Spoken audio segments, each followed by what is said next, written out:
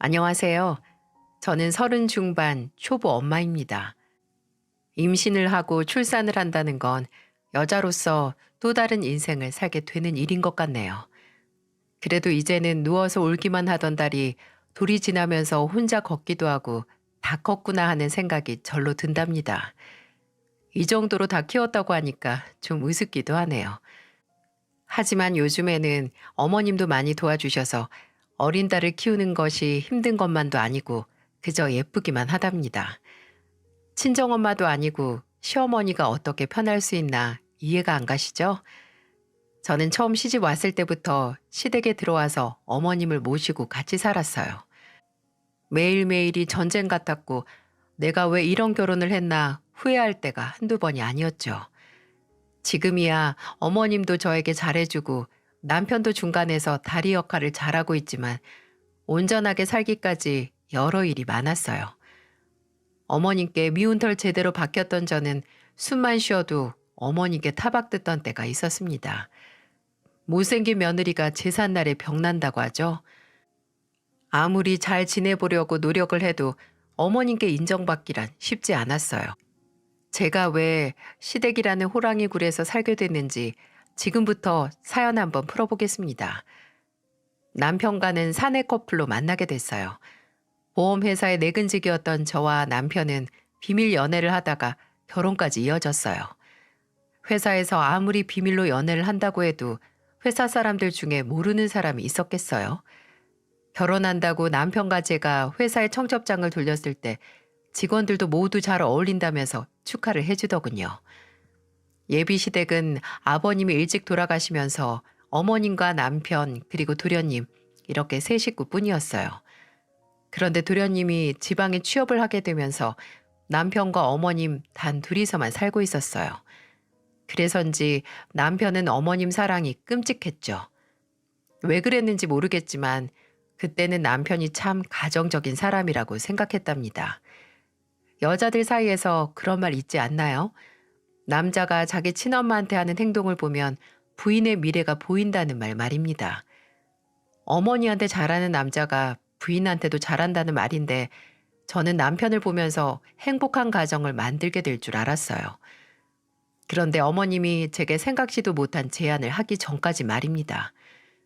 어머님은 딸이 없어서 저를 딸처럼 생각하신다면서 결혼 전부터 저를 엄청 각별하게 챙겨주셨어요. 결혼 전부터 개인적으로 연락을 하면서 지낼 정도였으니까요. 제 생일에도 어머님은 먼저 연락을 하셔서 제게 즐거운 목소리로 말씀하셨죠. 우리 며느리 오늘 생일이지? 내가 작은 선물 진욱이 출근할 때 줬으니까 이따가 확인해봐. 축하한다, 우리 며느리. 감사해요, 어머님. 안 챙겨주셔도 되는데 정말 감사해요. 우리 지영이는 내가 챙겨야지. 이제 내 자식 같은 며느리인데. 어머님은 이렇게 결혼 전부터 저를 우리 며느리라고 부르시면서 세심하게 챙겨주셨어요. 그래서 저는 어머님과 거리낌 없이 가까이 지낼 수 있었고요. 친구들도 시어머니 부럽다면서 제일 부러워했었습니다. 그러던 어느 날 순조롭게 결혼 준비를 하던 중에 남편한테 뜻밖의 이야기를 듣게 됐어요. 신혼집을 어떻게 할지 대화를 하는데 남편이 제게 조심스러운 목소리로 말하더군요. 우리 신혼집 따로 구하지 말고 우리 엄마 모시고 같이 사는 거 어때? 엄마도 당신 많이 좋아하고 당신도 우리 엄마 좋아하잖아. 그렇긴 한데 그래도 어머님이랑 같이 산다는 생각을 안 해봐서. 우리 엄마도 나 장가 보내고 나면 외로울 것 같다고 자꾸 말씀하시기도 하고 당신이랑 같이 살면 어떠냐고 하시길래 우선 생각 좀 해봐. 저는 갑작스러운 남편의 제안에 당황할 수밖에 없었어요.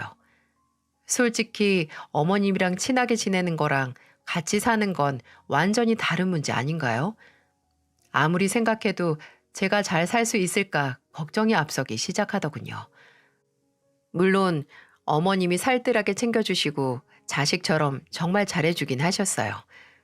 하지만 언제까지 같이 살아야 할지도 모르고 한 번 살림을 합치고 나면 따로 분가해서 나오는 것도 어려운 일이라는 생각이 들었습니다. 이렇게 온갖 걱정을 하던 제가 결정적으로 시댁에 들어가서 살아야겠다고 다짐을 했던 계기가 있었어요. 결혼 전 어머님의 초대로 집에 식사를 하러 가게 된 겁니다. 평소 같았으면 어머님의 초대에 기쁜 걸음으로 갔을 텐데 이날은 조금 불안하더군요. 무슨 말을 하시려나 걱정이 앞섰거든요. 예상대로 어머님은 저와 남편을 보며 신혼집 이야기를 꺼내셨어요.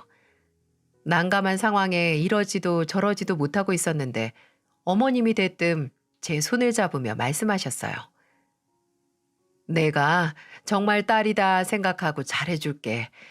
남편 먼저 보내고 아들 두 놈이랑 살다가 한 놈은 지방으로 보내고 큰애랑 의지하며 살았는데 얘마저 장가 보내면 난 외로워서 어떻게 살겠니?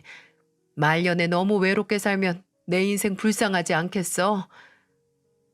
저는 어머님의 울먹이는 소리로 하는 말씀에 마음이 동요했던 것 같아요. 같은 여자로서 어머님이 참 안쓰럽다는 생각이 들었습니다. 그리고 어머님이 그동안 저를 너무 아껴주시고 챙겨주셨기 때문에 괜찮을 것 같다는 마음도 들었고요. 지방에서 혼자 서울로 올라와서 외로운 생활을 하던 제게 어머님은 딸처럼 반찬도 챙겨주시기도 하셨고 가끔은 정말 엄마처럼 오셔서 같이 외식도 한 적이 있었습니다. 이렇다 보니 저도 어머님을 혼자 외롭게 두고 싶지 않다는 생각이 들었던 것 같네요. 그래서 결국 저는 어머님의 제안대로 같이 살기로 결정하게 됐습니다. 어머님 집은 꽤 넓기도 했어요. 40평대로 큰 집인데 넓은 집인 만큼 세 식구가 같이 살기에는 어려움이 없을 것 같았죠. 저는 어머님 손을 같이 맞잡아드리면서 따뜻한 목소리로 말했어요. 조금 부족한 며느리라도 잘 부탁드릴게요. 그래도 못난 며느리 안 되게 제가 잘할게요. 같이 살면서 열심히 보고 배울게요. 내가 더 잘 부탁해야지. 고맙다, 고마워. 나 시집살이 같은 거 모르는 사람이야. 나도 잘 부탁한다, 지영아. 어머님과 제가 손을 맞잡으면서 앞으로의 미래를 다짐했습니다. 한참을 제 손을 어루만지면서 어머님은 어려운 결정이었을 텐데 선뜻 같이 살겠다고 해줘서 고맙다고 말씀하셨어요. 저는 정말 어머님과 잘 살 수 있을 거라는 생각이 확신으로 다가왔습니다. 그날 어머님 댁에 들어가서 같이 살기로 한 뒤 즐거운 저녁 식사를 마치고 집을 나왔어요. 남편도 제 결정에 한 걱정 던 듯한 편안한 얼굴을 하고 있더군요. 그리고는 엘리베이터를 기다리던 저를 보면서 단호한 목소리로 남편이 말했어요. 내가 당신 손에 물 한 방울 안 묻히게 정말 잘할게. 당신이 어렵게 내린 결정인데 내가 정말 잘할게. 그리고 혹시 엄마랑 무슨 일 생기더라도 꼭 내가 책임지고 막아줄 거야. 당연하지. 나 당신만 믿고 어머님 댁에 들어가는 거야. 그러니까 당신도 정말 잘해야 된다. 내가 장가 하나는 정말 잘 간 것 같아. 지영아, 진짜 사랑해. 남편은 제게 정말 잘하겠다면서 신신당부를 하더라고요. 저는 든든한 남편 덕에 앞으로는 행복하게 살 거라고 생각했답니다. 하지만 제가 철석같이 믿었던 남편은 그야말로 남의 편이었어요. 누군가 남편은 내 편이 아니라서 남의 편이라더니 제가 믿었던 남자일 줄 누가 알았겠어요? 순조롭게 흘러갈 줄 알았던 제 결혼 생활은 시작과 동시에 새로운 국면을 맞이하고 있었어요. 다들 예상하신 것처럼 바로 어머님과의 문제였답니다. 시집살이는 모른다던 어머님은 정말로 시집살이를 하고 있는 줄도 모르고 저를 압박하셨거든요. 시작은 경제권을 나누는 일부터였어요. 남편은 어머님과 살면서 모든 월급 관리를 어머님께 맡겨두고 있었어요. 그 덕분에 모아둔 돈도 많았는데 결혼하고 나서도 어머님은 돈 관리를 해주겠다면서 경제권을 안 넘겨주시는 겁니다. 아들 장가 보냈으면 당연히 부부가 살림할 수 있게 넘겨주셔야 하는 거 아닌가요? 결혼하고 본격적으로 같이 살기 시작했는데도 어머님은 남편의 월급 통장을 저한테 주질 않으시는 거예요. 저는 어머님께 몇 번을 말했어요. 그날도 어머님께 단호한 목소리로 말했습니다. 어머님, 남편 월급 통장이랑 그동안 관리해 주신 것들 저한테 다 주세요. 이젠 부부인데 저희가 관리를 하는 게 맞는 것 같아요. 내 집에 살고 있는데 내가 관리하면 될 걸 뭐하러 번거롭게 너한테 넘겨. 그냥 내가 하던 거니까 내가 할게. 아니요. 같이 살더라도 저희 부부 일인데 제가 할게요. 너 지금 선 긋는 거니? 남편 있다고 내 앞에서 지금 유세 떠는 거야? 내 아들 돈 내가 관리하겠다는데 왜 불만이야? 저는 갑작스러운 어머님의 말씀에 당황하고 말았어요. 제가 뭐 못할 말이라도 한 거라고 생각하시나요? 정말 아무리 생각해도 어머님의 말씀이 이해가 안 가더라고요. 그래서 저는 어머님께 황당한 목소리로 말했어요. 요즘 세상에 장가간 아들 통장 관리까지 해주는 부모가 어딨어요. 저한테 그냥 주세요. 알뜰하게 모아서 잘 살게요. 기가 막혀서 원. 내가 내 아들 통장 관리한다는데 왜 참견이야? 이건 참견이 아니고 부부가 됐으면 당연한 일이라고 생각해요. 그러니까 남편 통장 다 저한테 넘겨주세요. 제가 단호한 목소리로 어머님께 말씀드리자 어머님은 황당하다면서 손부채질을 하셨어요. 그런데 이 상황에 제일 황당했던 건 저였습니다.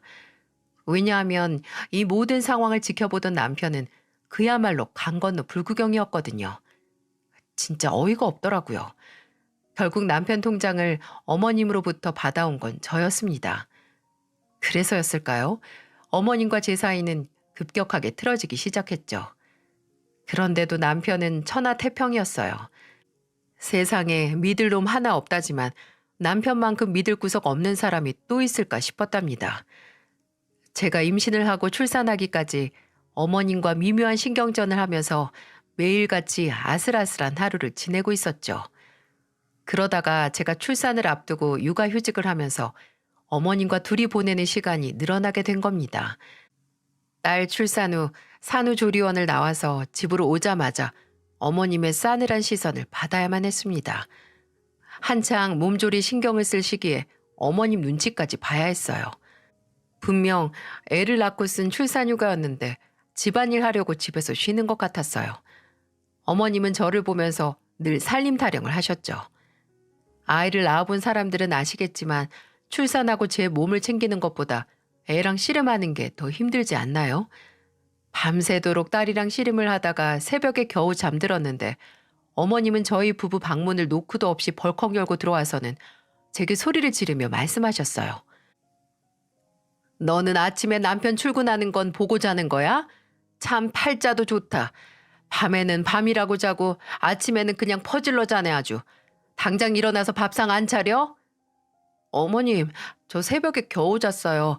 애가 안 자는데 제가 어떻게 잔다고 퍼질러 잔다고 말씀하세요. 저는 너무 억울했어요. 남편은 출근해야 되니까 밤새도록 혼자서 애 보느라 힘을 다 썼는데도 저를 보면서 퍼질러 잔다면서 말씀하시는 겁니다. 제가 당연히 억울할 상황 아닌가요? 제가 무슨 살림하려고 휴가 쓰고 이 집에 있는 사람도 아니고 어머님께 화가 날 수밖에 없었죠. 매일 저만 보면 살림 타령하는 어머님 덕에 집에 있는 게 편하지도 않았어요. 그래서 그날도 어머님과 아침부터 날이 선 대화가 오고 가고 있었습니다. 어머님은 제가 말대답을 한다고 생각하셨는지 화를 내면서 말씀하셨어요. 너는 왜 그렇게 말대답을 해? 늦잠 잤으면 잤다고 죄송하다고 말하면 될걸. 애 핑계나 대고 잘하는 짓이다. 제가 핑계를 대고 있다고요? 어머님이 한번 애랑 한방 써보세요. 저야말로 지금 억울한 사람이에요. 제가 어머님께 우는 애를 들이밀면서 화를 내자 어머님은 도망치듯 방을 나가셨어요. 안 그래도 잠을 안 자고 울기만 하는 애랑 씨름하다가 죽을 맛인데 어머님 덕에 머리가 울리는 것 같았어요. 이건 맛보기에 불과한 일이었습니다. 애 때문에 정신없는 며느리를 보고도 어머님은 저를 보고 늘 잔소리를 늘어놓으셨어요. 시집살이 하려면 벙어리 3년, 귀머거리 3년 해야 된다는 말이 왜 생겼는지 알 것 같더라고요. 글쎄, 애 젖을 먹이느라 밥도 물에 말아서 대충 먹어 치우는 저를 보면서도 어머님은 제게 화를 내면서 말씀하셨어요. 애 낳고 한 달이 지났는데 주방 살림이 이게 뭐냐? 설거지도 제때제때 안 하고 청소기는 언제 돌렸는지 기억도 안 나지? 대체 집에서 놀고 먹는 애가 왜 그렇게 게을러? 정말 황당하지 않나요? 혹시 제 사연을 듣고 계시는 분들 중에 주변에 출산한 딸이나 며느리가 있다면 편해 보이시던가요? 애가 태어나고 한 달째면 정말 손이 많이 가는 때인데도 어머님은 뭐 하나 도와준 적이 없으셨어요. 그리고는 매번 살림이 엉망이라면서 타박하시는 거예요. 저도 매일 듣다 그날은 너무 억울해서 어머님께 한마디 했습니다. 설거지 쌓인 거 제가 먹은 거 하나도 없어요. 어머님이 그 정도는 좀 하실 수 있는 거 아니세요? 저는 애 먹이고 입히고 재우느라고 제 입으로 뭐가 들어갔는지 기억도 안 난다고요.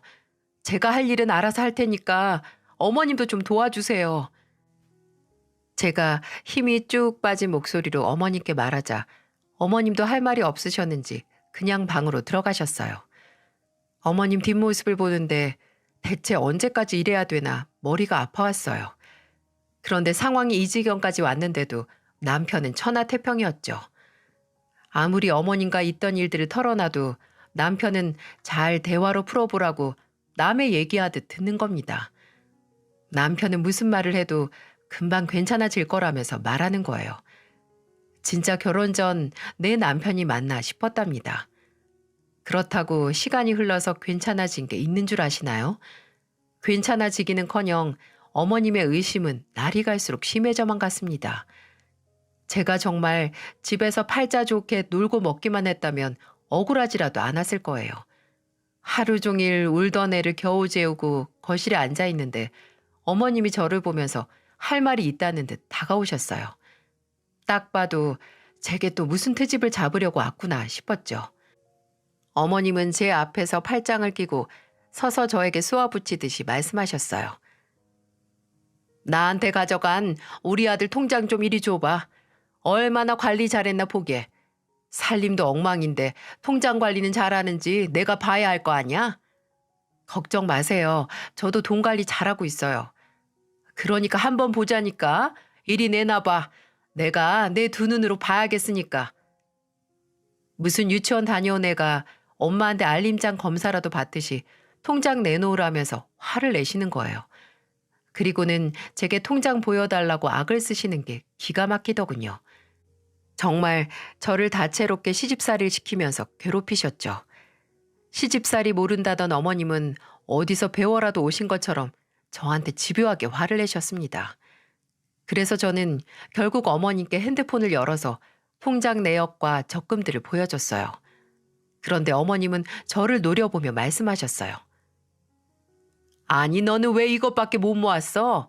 나는 우리 아들 통장 관리해줄 때 이 정도는 몇 달 만에 모았어. 돈을 어디다가 빼돌리고 있는지 알 턱이 있나? 돈을 빼돌린다뇨? 어머님, 저희 지금 어머님까지 해서 세 식구 살림이에요. 거기다가 딸도 이제 막 태어나서 한 달 생활비가 얼마나 나가는 줄 아세요?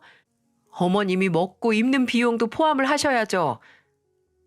어머님은 저한테 글쎄 돈을 어디 빼돌리냐며 의심을 하셨어요. 진짜 소리라도 지르고 싶은 걸 겨우 참았네요. 어머님 생활비까지 생각하면 당연한 건데도 저한테 괜한 오해를 하는 게 이해가 안 가더군요. 결국 눈앞에 보여드리고도 괜한 오해를 받고 나니까 화가 났습니다. 그래서 저도 어머님께 똑바로 말씀을 드렸어요. 그랬더니 어머님은 제게 더 심한 말로 반격을 하시더군요. 지금도 귓가에 생생하게 들리는 것만 같아요. 어머님은 제가 보여드린 통장 조회 내역을 보더니 핸드폰을 저한테 다시 건네면서 말씀하셨습니다. 농사 짓는 집안 딸이라 돈 빼돌리나 했지. 예단비도 없이 몸만 딸랑 시집 왔으면 돈 관리라도 잘해야지. 예물 예단 생략하기로 한 거 어머님이랑 협의한 거잖아요. 그 얘기를 왜 뜬금없이 꺼내세요. 그리고 저 돈 빼돌리고 그런지 못해요. 무슨 말만 하면 대들기나 하고 네가 그러니까 안 들어도 될 소리를 듣고 사는 거야. 어머니도 저한테 안 해야 될 말만 안 하셨어도 저도 이렇게 대들면서 말씀 안 드려요.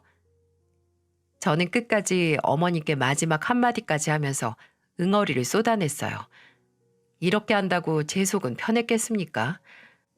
어째 어머님이랑 대화를 할수록 속은 가깝해져만 갔답니다. 그런데 이런 제 속도 모르고 어머님은 점점 더 이상한 고집이 늘어만 가더라고요. 여기에 한 몫을 했던 건 남편이었고요. 남편이 양말을 다 뒤집어서 넣어놨길래 남편을 보면서 말했습니다. 양말을 왜 다 뒤집어서 벗었어? 내가 똑바로 벗어두라고 했잖아.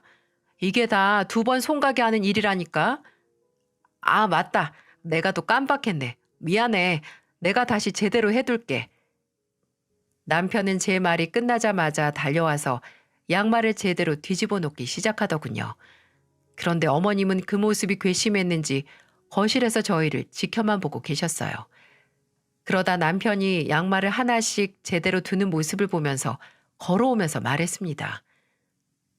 너는 뭐가 그렇게 까탈스러워? 이 정도 네가 할 수도 있는 거잖아. 꼭 이걸 쉬는 애한테 시켜야 네 속이 편해? 하늘 같은 가장한테 이런 걸 시켜? 앞으로 아들 빨래는 따로 돌려. 알았어? 무슨 남편 빨래가 신생아 빨래도 아니고 왜 따로 세탁을 해야 되는 건가요? 정말 기가 막혔어요. 그런데 이 와중에도 남편은 속 편하게 어머님 말씀을 장난처럼 듣고 웃고 있는 거예요. 이 사람만 믿고 행복하게 살 거라고 믿었던 제가 바보 같았어요. 그 상황에 어머님만큼이나 미운 게 바로 남편이었죠. 그래서 저는 어머니께 단호한 목소리로 말했습니다. 저는 제 딸 빨래 따로 세탁하는 것만으로도 바쁘고 힘들어요. 그렇게 별거 아닌 일이면 어머님 아들 빨래는 어머님이 따로 세탁하세요. 저는 어머님께 남편 옷은 직접 세탁하라고 말하고 말았어요. 그렇게 아들이 안타까우면 직접 해야 되는 거 아닌가요? 한창 육아로 바쁘고 정신없을 시기에 철없는 남편 옷까지 따로 빨래하게 생겼나 싶었답니다. 그래서 제가 어머님께 남편 빨래는 절대 못한다는 식으로 말하게 된 거예요. 어머님은 제게 계속해서 궁시렁거리셨지만 저는 보란 듯이 제 딸 빨래만 모으고 있었어요. 그리고 보란 듯이 남편 빨래는 쏙 빼놨죠. 그랬더니 무슨 일이 벌어졌는 줄 아세요? 어머님도 남편 빨래는 건들지도 않았던 탓에 남편이 신고 나갈 양말이 떨어지고 말았어요. 가만 보면 고래 싸움에 새우등 터지고 있는 건 남편이기도 했어요. 제가 이렇게 나오니까 어머님은 유치해지기 시작했어요. 남편이 퇴근하고 집에 오자마자 남편을 반갑게 부르면서 주방에서 뭘 꺼내오시는 거예요. 그리고는 남편을 식탁에 앉히더니 신이 난 목소리로 남편 팔을 붙들고 말씀하시더군요. 이거 낮에 사거리에 있는 한약방에서 받아온 건데 남자한테 그렇게 좋대. 요즘 일하느라 힘들 텐데 이거 좀 먹어봐. 이게 뭐야? 약은 엄마나 지영이가 먹어야지. 내가 먹어서 뭐해. 난 괜찮은데. 집안에 가장이 힘이 나야 집안이 사는 거야. 그러니까 잔소리 말고 입에 쓴 약이 몸에 좋은 거니까 얼른 먹어. 어머님은 몸에 좋은 약을 사오셔서 주방에 숨겨놨다가 남편만 따로 챙겨주시는 거예요. 제가 떡하니 보고 있는데도 어머님은 아랑곳하지 않으셨죠. 그리고는 남편 입에만 하나씩 넣어주셨어요. 참으로 눈물겨워서 못 봐줄 장면이었습니다. 하루 종일 주방에서 보초 서듯이 서 계시더니 제가 혹시라도 저걸 미리 보고 뜯어 먹을까봐 그랬던 거예요. 미운 며느리 떡 하나도 주기 싫으신 건지 남편 입에만 넣어주는데 속에서 서러움이 몰려왔습니다. 남편은 눈치도 없이 그걸 받아먹는 모습을 보는데 저도 친정엄마가 보고 싶더라고요. 서울에서 타지 생활하면서 힘들 때마다 엄마 생각이 간절했는데 그날은 너무 몸과 마음이 지쳐서 저도 모르게 방으로 가서 엄마한테 전화를 했습니다. 오랜만에 건 전화에 엄마는 반가운 목소리로 말했어요. 우리 지영이 잘 있었어? 안 그래도 손녀딸 보고 싶어서 전화 좀 해볼까 했는데. 엄마, 나 요즘 너무 힘들어. 그냥 엄마한테 가고 싶어. 왜 그래? 무슨 일이야? 너 지금 우는 거야? 엄마, 어머님이 나 종처럼 시집살이 시켜. 나 진짜 잘 살고 싶었는데 너무 힘들어서 못 살겠어. 결국 엄마 목소리를 듣자마자 눈물을 쏟고 말았습니다. 정말 엄마한테는 우는 목소리로 전화하고 싶지 않았는데 엄마 목소리를 듣자마자 울고 만 거예요. 엄마는 안절부절하면서 제 하소연을 다 들어주셨답니다. 그래서 그동안 제가 어머님과 어떻게 지냈는지 다 알게 된 거예요.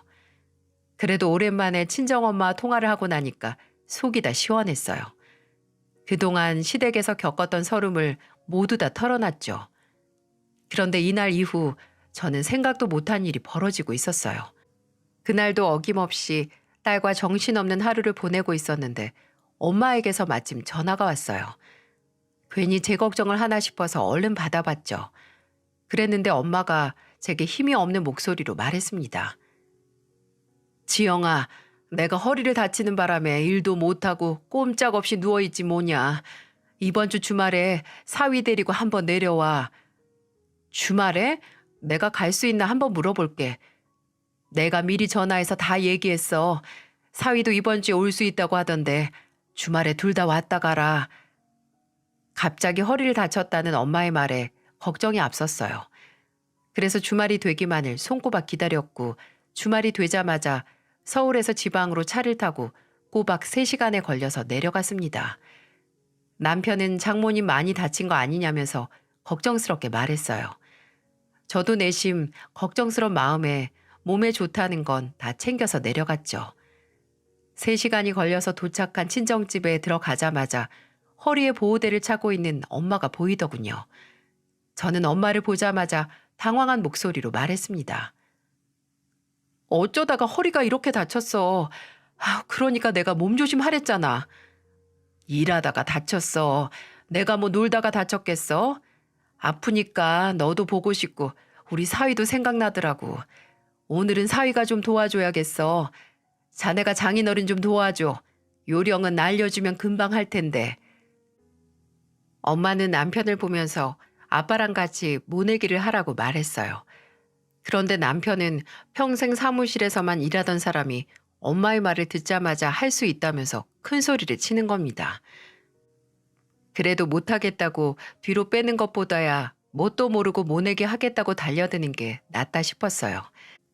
그렇게 남편이 아빠를 따라서 논으로 나간 뒤 저는 딸을 재우고 나와서 엄마 상태를 보고 걱정스럽게 말했습니다. 허리 정말 괜찮아? 나랑 병원 한번 더 가보자. 병원 안 가도 돼. 나 허리 안 다쳤어. 허리를 안 다쳤다니 그게 무슨 소리야. 허리에 보호대까지 차고 있으면서. 이거 그냥 한 거야. 나 오늘 사위 정신교육 좀 시키려고 부른 거니까 넌 가만히 있어. 호랑이 굴로 내 딸 데리고 들어갔으면 중간에서 행동을 똑바로 해야 될 거 아니야. 자기 엄마 어쩌지도 못하고 내 딸 눈에서 눈물만 쏙 빼는 놈. 내가 오늘 제대로 정신 차리게 만들 거야. 저희 엄마는 제가 했던 하소연을 듣고는 제 남편의 정신교육을 시켜야 한다면서 저희들을 부르신 거예요. 그런데 저는 허리에 보호대를 찬 엄마를 보자마자 깜빡 속고 말았던 겁니다. 그렇게 엄마의 작전에 저도 동참하게 됐어요. 엄마는 남편과 아버지를 논으로 보내놓고 저와 한참을 대화하며 있었습니다. 저는 엄마에게 딸을 부탁하고 1시간쯤 지났을 때 논으로 나가봤어요. 겨우 1시간 지났는데 남편은 뭐하고 있었는 줄 아시나요? 아버지는 논에서 모내기를 심느라 이항기를 타고 일하고 계셨고 남동생은 이항기에 모판을 옮기고 있더군요. 남편은 그중에서도 이항기로 모를 심지 못하는 구석에 허리를 숙이고 손으로 직접 모를 심는 일을 하고 있었어요. 남편은 1시간 겨우 해놓고 구슬땀 흘리면서 땀을 닦고 있더군요. 누가 보면 논에 있는 모는 다 남편이 심는 줄 알 정도로 혼자서 녹초가 된 채로 있는 게 아니겠어요? 그렇게 큰 소리 떵떵 치고 가더니 완전히 죽겠다는 표정인 거예요. 아빠도 그런 남편을 보면서 비웃고 계셨고요. 그때 저를 뒤따라 나온 어머니가 그 모습을 보고 남편에게 큰 소리로 말했습니다. 큰 소리 치고 가더니 그것밖에 못했어? 오늘 이거 다 심어야 되니까 얼른 일어나. 네, 장모님 너무 힘든데 잠시만 쉬면 안 될까요? 쉴 틈이 어딨어. 자네 장인은 뭐 편해서 계속 일하고 있겠어? 얼른 움직여. 얼른 일해. 저는 엄마가 남편에게 호통을 치자 그 모습이 너무 웃기고 통쾌했어요. 이제야 정말 내 편을 만난 것처럼 든든하더라고요. 엄마는 남편이 헥헥거리면서 일을 하는 모습을 보면서 저랑 같이 한참을 웃었네요. 그리고는 엄마는 핸드폰을 꺼내서 남편이 모를 심으면서 힘들어 죽겠다는 표정을 짓는 모습을 찍기 시작했어요. 논 구석구석을 누비면서 직접 손으로 모를 심는 남편의 모습은 멀리서 봐도 아주 힘들어 보였죠. 저는 엄마가 그 사진을 찍어서 어디다 쓰려고 그러나 했는데 사진과 영상을 시어머니에게 전송한 겁니다. 원래 결혼 전에는 어머님이 저를 아껴주신 만큼 친정엄마와도 종종 연락하면서 지냈기 때문에 서로 번호를 잘 알고 있었어요. 그래서 그날 남편이 얼마나 고생 중인지 엄마가 직접 시어머니께 전송을 해서 어머님도 알게 되고 말았습니다. 사진과 영상을 보내자마자 어머님은 저희 엄마한테 전화해서 노발대발 화를 내면서 말했어요. 지금 우리 아들 불러서 뭘 시키는 거예요? 사돈, 아프다더니 머리가 어떻게 된 거 아니에요? 그런 게 아니고서야 우리 아들을 저렇게 고생시키게 만들면 어떡해요? 네, 제가 사위 불러서 일 좀 시켰어요. 왜 저는 안 됩니까? 그동안 우리 딸 옆에 끼고서 그렇게 일을 시켰으면 나도 이 정도쯤은 할 수 있는 거죠. 내가 정말 우리 딸한테 그동안 시집에서 살았던 얘기 듣고 마음이 아파서 밤잠도 설쳤어요. 그럼 시집 온 며느리가 그 정도 감수하고 살아야죠. 지금 그 정도 힘들었다고 우리 아들을 저렇게 땡볕에서 일을 시키시는 거예요? 우리 딸 괴롭히면 저도 사위 불러서 일 시키면서 괴롭힐 거예요. 그러니까 앞으로 한 번만 더 내 딸 괴롭히기만 해봐요. 나는 이것보다 더한 것도 시킬 수 있는 사람이니까.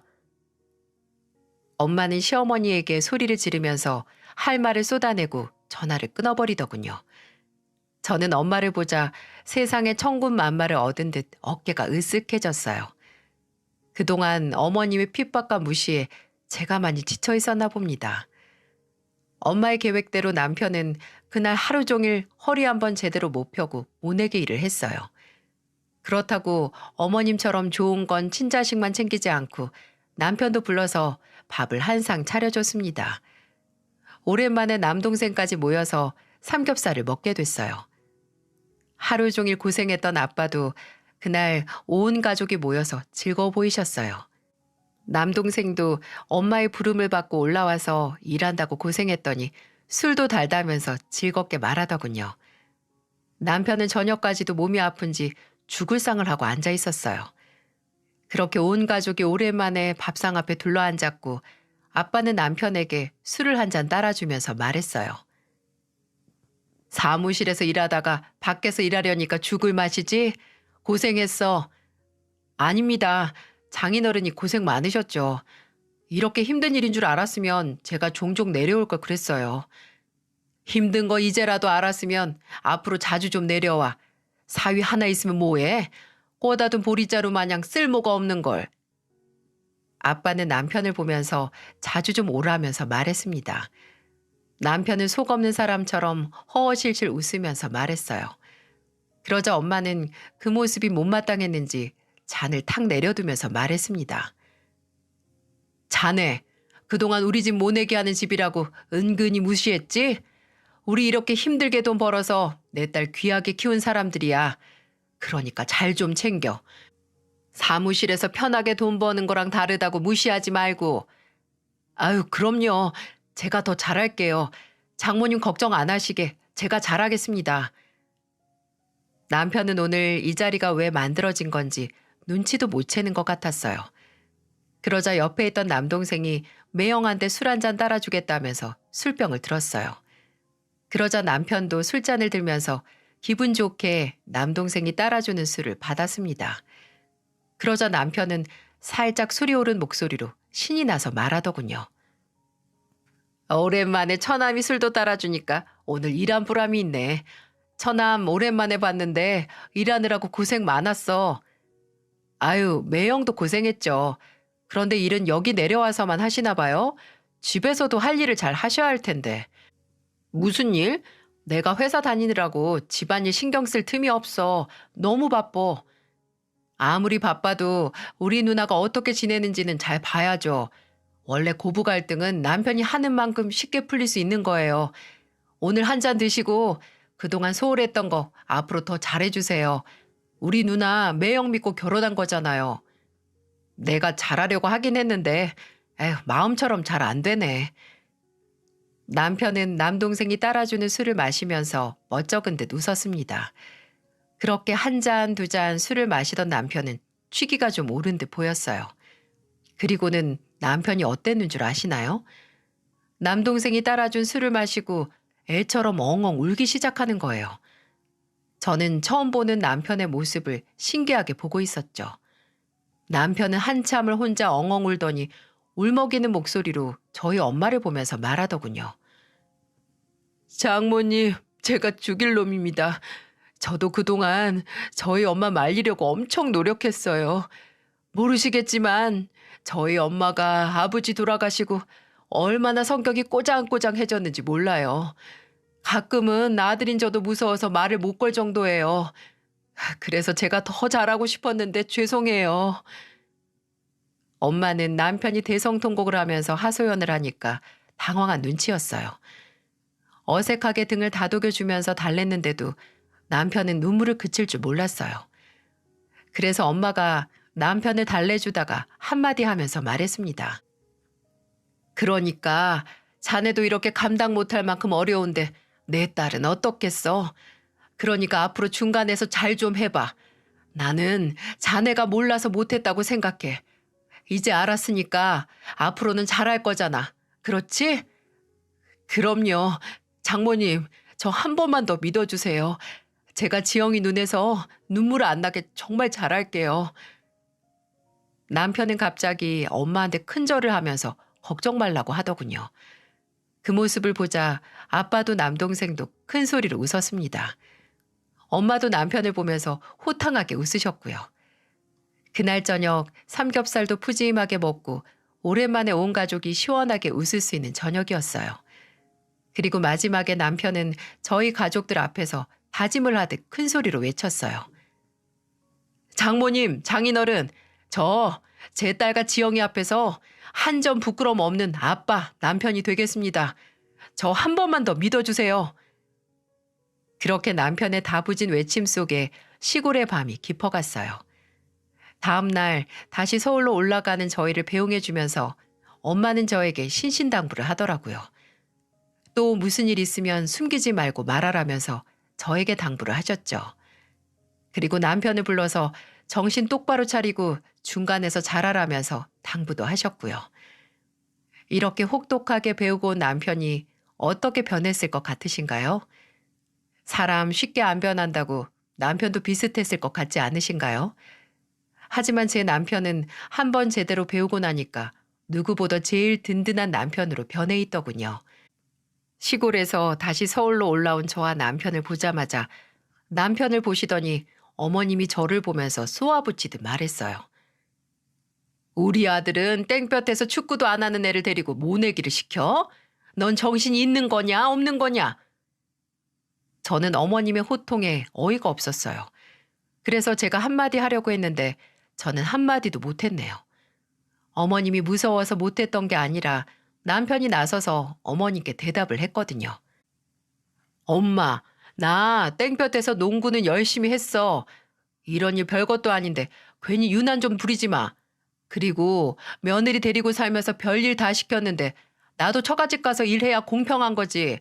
그러니까 나 힘든 거 안타까우면 며느리 힘든 것도 똑같이 좀 생각해. 결혼하고 처음으로 저를 대신해서 어머님께 대답하는 남편을 처음 보니까 놀라울 따름이었어요. 처음에는 남편이 한 번만 저러고 마는 거 아닌가 했습니다. 그런데 남편은 생각보다 적극적으로 저와 어머님 사이에서 많은 노력을 하고 있었어요. 그래서인지 어머님과 제 사이가 몰라보게 달라지고 있었어요. 제가 어머님과 저녁에 맥주를 한잔할 수 있는 사이까지 발전한 거예요. 그러다 한 번은 남편이 양말을 뒤집어 벗는 걸 보고 제가 한마디 하려고 했는데 어머님이 나서서 남편을 붙들고 한마디 하시는 겁니다. 그것도 양말을 남편에게 던지면서 말씀하셨어요. 너는 양말을 뒤집어 벗으면 손이 2번 가잖아. 하루 종일 애랑 씨름하느라 우리 며느리가 얼마나 고생을 하는데 일거리를 만들고 있어.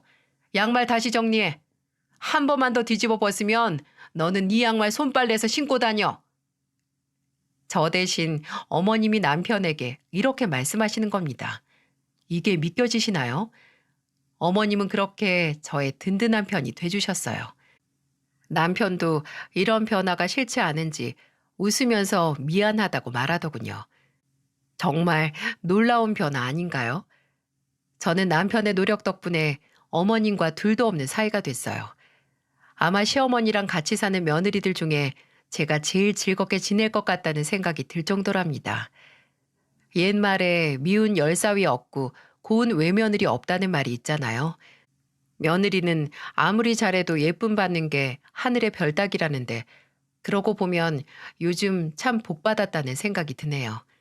이게 저만의 노력이겠습니까? 남편과 저와 어머님까지 모두의 노력이 한 곳에 모여져서 이뤄낸 기적이라고 생각해요.